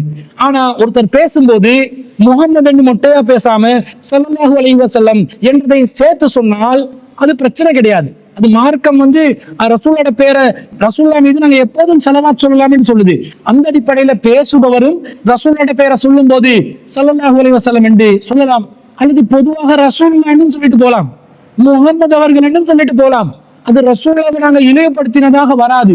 ஏனென்றால் ஒரு முறை அபூபக்கர் சித்திக் ரலியல்லாஹு அன்ஹு அவர்கள் நபி ஸல்லல்லாஹு அலைஹி வஸல்லம் அவர்களுடைய அந்த ஜனாசாவை வச்சிருக்கிற நேரத்துல ரசூலுல்லாஹ் மௌத்தா போனாங்களா இல்லையான்னு சந்தேகம் வருது. அந்த நேரத்துல அபூபக்கர் அவர்கள் ஹஜ்ஜுக்கு போயிட்டு இருந்தாங்க. அவங்க மக்காலுக்கு திரும்பி வர்றாங்க. ரசூலுல்லாஹ்வுடைய முகம் மூடப்பட்டு இருந்தது. அதை விலகி விட்டு ரசூலுல்லாஹ்வுடைய நெத்தியில முத்தமிட்டு திபுத்த ஹய்யம் வ மய்யிதா, நீங்க உயிரோடு இருக்கும் போது நறுமணம் கமிழ்ந்தீர்கள், மரணித்த நிலையிலும் நறுமணம் கமிழ்கிறது என்று சொல்றாங்க. சொல்லிட்டு ரசூல் ஸல்லல்லாஹு அலைஹி வஸல்லம் அவங்க மரணித்து விட்டார்கள் என்பதற்கான வசனங்களை அடுக்கிறாங்க. இன்னக மையித்துன், நீங்கள் மரணிக்க கூடியவர்கள், வ இன்னஹும் மையித்தூன், அவர்களும் மரணிக்க கூடியவர்கள் தான், வமா முஹம்மதுன் இல்லா ரசூல், முஹம்மது அவர்கள் தூதரை தவிர வேறு இல்லை, கது ஹலத் மின் கப்லிஹி ருசுல், அவருக்கு முன்னால் தூதர்கள் மரணித்து விட்டார்கள், அஃப இம்மாத அவு குத்தில இன்கலப்தும் அலா அகாபிக்கும், இவர் மரணித்து விட்டாலோ கொலை செய்யப்பட்டு விட்டாலோ வந்த வழியில் திரும்பி சென்று விடுவீர்களாண்டு அந்த வசனங்களை எல்லாத்தையும் அடுக்கிறாரு. அடுக்கிட்டு சொல்கிறார், மக்களே, மன்கான யஅபுதுல்லாஹ், யார் ஒருவர் அல்லாஹ்வை மாத்திரம் வணங்குகிறீர்களோ, ஃபஇன்னல்லாஹ ஹய்யுன் கய்யூம், அல்லாஹ் என்றென்றும் உயிருடன் இருப்பவன். மன்கான யஅபுது முஹம்மதன், அந்த இடத்துல அபூபக்கர் ரலியல்லாஹு சொல்றாங்க, யார் ஒருவர் முஹம்மதை வணங்குகிறார்களோ, ஃபஇன்ன முஹம்மதன் கத் மாத், முஹம்மது அவர்கள் மரணித்து விட்டார்கள் என்பதை அறிந்து கொள்ளட்டும் என்று சொல்றாங்க. அப்பதான் உமர் ரலியல்லாஹு அன்ஹு அவர்கள் யோசிக்கிறாங்க, நான் மரணிக்கவில்லை என்று சொன்னது தவறா போச்சு என்று உமர் ரலியல்லாஹு அன்ஹு அவர்களுக்கும் தெளிவு கிடைக்குது. இந்த இடத்துல அபூபக்கர் ரலியல்லாஹு அன்ஹு அவர்கள் ஃபஇன்ன முஹம்மதன், முஹம்மத் மரணித்து விட்டார், ரசூலுல்லாஹ்வுடைய பேரை சொல்லும் போது ஸல்லல்லாஹு அலைஹி வஸல்லம் என்றோ அல்லது அல்லாஹும்ம ஸல்லி அலா முஹம்மதின் என்று சொல்லக்கூடிய ஸலாத்துல் இப்ராஹிமியாவையோ கட்டாயம் சொல்லியே ஆகணும் என்று இருந்தா அபூபக்கர் ரலியல்லாஹு அன்ஹு அவர்கள் அப்படி சொல்லி இருப்பார்களா? சொல்லியிருக்க மாட்டாங்க. வெறுமனே பேரை மட்டும் சொல்லியிருப்பாங்களா? சொல்லியிருக்க மாட்டாங்க. அபூபக்கர் சித்திக் ரலியல்லாஹு அன்ஹு அவர்கள் சம்பந்தப்பட்ட செய்தியை நாங்க புகாரியில 1242வது செய்தியாக பார்க்கிறோம். அதே போன்று அன்னை ஆயிஷா சித்திகா ரலியல்லாஹு அன்ஹா அவர்கள் நபி ஸல்லல்லாஹு அலைஹி வஸல்லம் அவர்களுக்கு முஹம்மது என்று நேரடியாக அழைத்து விரித்து பேசி இருக்கின்ற செய்தி புகாரியில 5228வது செய்தியை நாங்க பார்க்கிறோம். ரசூல் ஸல்லல்லாஹு அலைஹி வஸல்லம் சொல்றாங்க, நீ எப்போது என்னை குறித்து திருப்தியுடன் இருக்கிறாய் அல்லது எப்போது நீ என் மீது கோபத்துடன் இருக்கிறாய் என்று எனக்கு நன்றாக தெரியும், நான் நல்லா தெரிஞ்சு வச்சிருக்கிறேன் என்று ரசூலா சொல்றாங்க. அதை எப்படி நீங்க அறிஞ்சு கொள்வீங்க என்று ஆயிஷா நாகி ரசூலுல்லாஹ்விடம் கேட்கும்போது ரசூல் ஸல்லல்லாஹு அலைஹி வஸல்லம் சொல்றாங்க, நீ திருப்தியுடன் இருக்கும்போது முஹம்மதுடைய அதிபதி மீது சத்தியமாக என்று கூறுவாய். அல்லாஹ்வின் தூதர் ஸல்லல்லாஹு அலைஹி வஸல்லம் அவங்களோட ஆயிஷா ரலியல்லாஹு அன்ஹா அவர்கள் இரக்கமா பாசமா கோபம் இல்லாம இருக்கிற நேரத்துல எப்படி ஆயிஷா நாயகி சத்தியம் செய்வாங்கன்னு சொன்னா, முஹம்மதின் இறைவன் மீது சத்தியமாக என்றுதான் நீ சத்தியம் செய்வாய். அதே நேரத்துல வைதா குந்தி அலைய கல்பா, என்னோடு நீ கோபத்துடன் இருந்தால் நீ எப்படி சத்தியம் செய்வாய்? குல்தி லா வரப்பி இப்ராஹிம், இல்ல இப்ராஹிமின் இறைவன் மீது சத்தியமாக என்று சொல்வாய். இந்த வெற்றி நான் நீ என்னுடன் கோபத்துடன் இருக்கிறாயா, திருப்தியோடு இருக்கிறாயா, இரக்கமா இருக்கிறாயா என்றத நான் விளங்கிக் கொள்வேன் என்று நபி ஸல்லல்லாஹு அலைஹி வஸல்லம் சொன்னதா வருது. அப்ப ரசூல் ஸல்லல்லாஹு அலைஹி வஸல்லம் முன்னிலையிலும் ரப்பு முஹம்மதின் ரப்பி முஹம்மதின், முஹம்மதின் இறைவன் என்று ஆயிஷா ரலியல்லாஹு அன்ஹா சொல்லி இருக்கிறாங்க. அந்த ஸலவாத்த ஆயிஷா ரலியல்லாஹு அன்ஹா சொன்னாங்களா? சொல்லல. சலவாத் சொல்வது ரசூலுல்லாவுடைய பெயரை பயன்படுத்தும் ஒருவர் கட்டாயமா சொல்லியே ஆகணும் என்பது விதியாக இருந்திருந்தால் ரசூலா கண்டிச்சிருப்பாங்க. நீ வரப்பி முஹம்மதின் என்று சொல்லக்கூடாது, வரப்பி முஹம்மதின் ஸல்லல்லாஹு அலைஹி வஸல்லம் என்று சொல்லியிருக்க வேண்டும் என்று கண்டிச்சிருப்பாங்க. இது போன்ற ஏராளமான சான்றுகள் இருப்பதை பார்க்கிறோம். அப்ப ரசூலுல்லாவுடைய பெயரை உச்சரிப்பவர் சலவாத் சொல்வது சிறந்தது. கட்டாயம் சலவாத் சொல்லி ஆகணும் என்றா கட்டாயம் சலவாத் சொல்லி ஆகணும் என்பது இல்லை. ஆனா ரசூலோட பேரை யாரு செய்யப்படுக்கிறார்களோ அவர்கள் கட்டாயமாக சலவாத் சொல்லி ஆகணும் என்பதை நாங்கள் இந்த செய்திகளை ஒன்றிணைத்து பார்க்கும் போது நமக்கு விளங்கக்கூடிய பதிலாக இருக்கிறது. அதே நேரத்துல ஒரு சபையில் ஒருவர் பயான் பண்றாரு, அவர் ரசூலுல்லான்னு பல தடவை பேசுவாரு. இப்படி அவர் சொல்லும் போதெல்லாம் சபையில ரசூலோட பேரை கேட்பவர்கள் எல்லாம் ஒவ்வொரு நேரமும் சலாத்துல் இப்ராஹிமியாவையோ அல்லது ஸல்லல்லாஹு அலைஹி வஸல்லம் என்பதையோ மீண்டும் மீண்டும் சொல்லி கொண்டிருந்தா சலவாத் சொல்றதுக்கு நேரமாகுமே தவிர பயான்ல என்ன சொல்றாங்கன்றது கேட்கறதுக்கு முடியுமாக வேண்டாம், முடியாம போகும். இதற்கு நபி ஸல்லல்லாஹு அலைஹி வஸல்லம் ஒரு பொதுவான பிரத்யேகமான அனுமதியை தர்றாங்க. ஒரு பயானாக இருந்தா அதுல ரசூலுல்லாஹ்வோட பேர் ஒரு தடவை சொல்லப்பட்டால் ரசூலுல்லாஹ்வோட பேர் சொல்லப்படும் எல்லா சந்தர்ப்பத்திலும் சலவாத் சொல்லாமல் ஒரு தடவை சலவாத் சொல்லி கொண்டாலே போதும் என்பதற்கு ஆதாரம் கிடைக்குது. இது அஹ்மதுல 9888வது செய்தியாக பதிவு செய்யப்படுது. அபூ ஹுரைரா ரலியல்லாஹு அன்ஹு அவர்கள் அறிவிக்கக்கூடிய செய்தி. ரசூலா சொல்றாங்க, மா ஜலஸ கௌமுன் மஜ்லிஸன், ஒரு சமூகம் ஒரு சபையில உட்கார்ந்து லம் யذ்குரு ஃபீஹி ரப்பஹும், அல்லாஹ்வை தனது இறைவனை நினைவு கூறாமலும் வை ஸல்லூ ஃபீஹி அலன் நபி ஸல்லல்லாஹு அலைஹி வஸல்லம், நபியின் மீது ஸலவாத் சொல்லாமலும் இருந்தால் இல்லா கான அலைஹிம் திரத்தன் யௌமல் கியாமா, கியாமத் நாள்ல அவர்களுக்கு இதனால் ஒரு இழப்பு ஏற்படும் என்று சொல்லி நபி ஸல்லல்லாஹு அலைஹி வஸல்லம் அவர்கள் சொன்னதாக ஒரு செய்தியை நாங்கள் பார்க்கிறோம். அப்ப ரசூலுல்லாஹ்வுடைய பேரை ஒரு சபையில அல்லாஹ்வை நினைவு கூறாமல் இருக்கிறாங்க, ரசூலோட பேரை சொல்லி சலவாத் சொல்லாம இருக்கிறாங்க, அவங்களுக்கு தான் இழப்பு ஏற்படும்.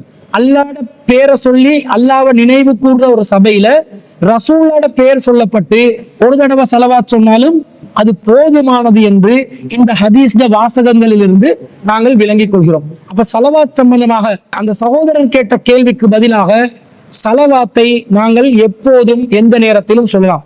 சலாத்துல் இப்ராஹிமியாவை சொல்றது சிறந்தது, அல்லது சுருக்கமா சொல்றதாக இருந்தா ஸல்லல்லாஹு அலைஹி வஸல்லம் என்று சொல்லிக் கொள்ளலாம். அதை எல்லா நாட்களிலும் சொல்லலாம். வெள்ளிக்கிழமையில சொல்வது சிறந்ததாக இருக்கிறது. இது வெள்ளிக்கிழமையிலும் ஏனைய நாட்களிலும் ரசூலுல்லாஹ்வுடைய பேர்ல சலவாத் சொல்லும் போது அதை ரசூலுல்லாஹ்வுக்கு எத்தி வைப்பதற்காக பிரத்யேகமாக ஒரு வானவர் நியமிக்கப்படுகிறார்கள். அந்த வானவர் ரசூலுல்லாஹ்வுக்கு அந்த சலவாத்தை எத்தி வைப்பதாக நாங்கள் விளங்கிக் கொள்கிறோம். அதே போன்று இந்த சலவாத்தை ரசூலுல்லாஹ்வுடைய பேரை உச்சரிப்பவர் கட்டாயம் சொல்லி ஆகணும் என்பது இல்லை. ஆனால் கட்டாயமாக ரசூலோட பேர் எத்தி வைக்கப்படுகின்ற நேரத்தில் ரசூலோட பேரை செய்மெடுப்பவர் கட்டாயமாக சலவாத் சொல்லணும். ஒரு சபையில எத்தனை தடவை ரசூலோட பேர் வந்தாலும் ஒரு தடவை ரசூலுல்லாஹ்வுக்கு சலவாத் சொன்னால் போதுமானது என்பதுதான். அந்த சகோதரி ஒரு கேள்வியில ஃபிட் பண்ணி 5 கேள்வி கேட்டாங்க. அந்த 5 கேள்விக்கு பதிலாக நாங்கள் பதிவு செய்து கொள்கிறோம். எனவே இந்த வாரத்திற்கான கேள்விகள் இத்தோடு நிறைவு பெறுகிறது, முடிவடைகிறது.